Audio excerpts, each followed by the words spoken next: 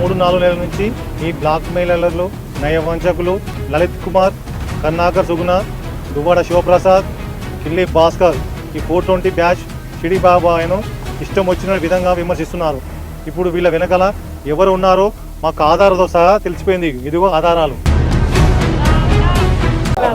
విధిశేఖర భారతి, నీకేమైనా సిగ్గుందా, లజ్జుందా? దొంగనా కొడక, మీ పీఠానికి జనం రాకపోతే షిరిడి బాబాదా తప్పు ఇయ్యాల? ఈ బాబాని తిట్టమని సామవేద షణ్ముఖ శర్మ, బంగారయ్య కొంతమంది విధవల్ని తయారు చేసి బాబాని తిట్టించి బయటికి పంపుతావా?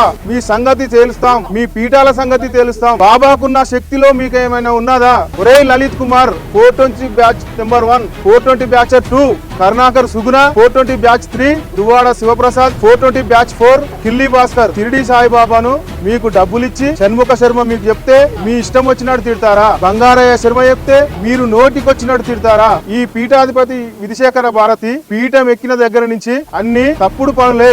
ఇక నీ భరతం పడతాం. మిమ్మల్ని ఇలానే బాబా మీద గాని విమర్శలు చేస్తే మిమ్మల్ని రోడ్డుకు లాగి చిప్పకూడు తినిపించి జైల్లో పెడతాం. ఖబర్దార్. ఒరేయ్ చాగంటి కోటేశ్వరరావు, నీకు బుద్ధుందా? నీకు అసలు జ్ఞానం ఉందా? షణ్ముఖ శర్మ 420 బ్యాచ్ బాబాను తిడుతూ ఉంటే నువ్వేం చేస్తున్నావురా? ఒరే గరికపాటి, నీకేమైనా బుద్ధుందా? నోటికొచ్చినట్లు వాళ్ళు మాట్లాడుతుంటా నీ బుద్ధి ఏమైందిరా?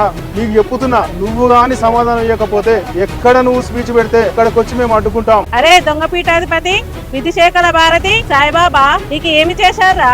ఆ పనికి మాలిన వాడిని సామవేద షణ్ముఖ శర్మను పట్టుకొని వాడి ద్వారా ఇవన్నీ చేయిస్తున్నావని తెలిసిందిరా. ప్రూఫ్లు మా దగ్గర ఉన్నాయి, నాకు తెలుసురా. ఇక నీ భరతం పడతాం. ఒరే చాగంటి కోటేశ్వర, గరికపాటి, మీరు ఏం చేస్తున్నారా? గాడిదలు కాస్తున్నారా? షణ్ముఖ శర్మ బాబా గురించి ఇష్టం వచ్చినట్టు తిడుతూ ఉంటే, ఈ 420 బ్యాచ్ ఇష్టం వచ్చినట్టు బాబాని తిడుతూ ఉంటే ఏమీ తెలియనట్టు, ఏమీ పట్టనట్టు, నేలకన్నట్టు ఉన్నారు కదరా.